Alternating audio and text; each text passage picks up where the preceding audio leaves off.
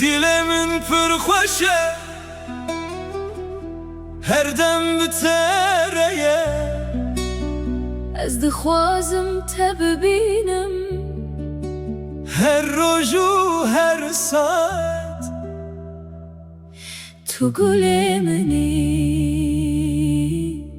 Ez hez dikim te Kurmancî here gulê Kurmancî here gulê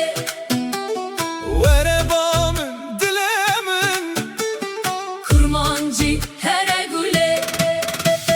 Çavên te wek stêrkin Porê te wek şev e Kenê te wek roj e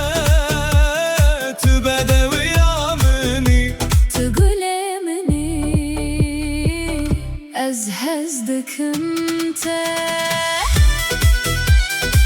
Hey, hey, hey, hey.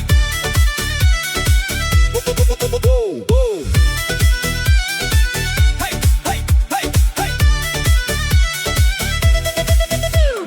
Dilê minî ro pir xweş e her dem bi te re dimeşe Ez dixwazim te bibînim li her derê te dihêlim Her roj û her saetekê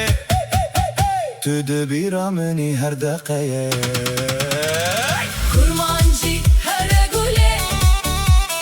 Kurmancî here gulê Were ba min ronahiya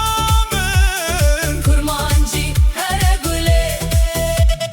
Çavên te wek stêrkên geşin Oh, hey, hey. Porê te wek şevên reşin Oh, hey, hey. Kenê te wek roja li ezman Tu bedewiya minî her dem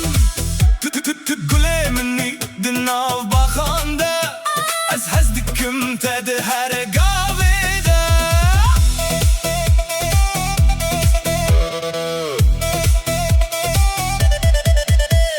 Destê xwe bide min nemherin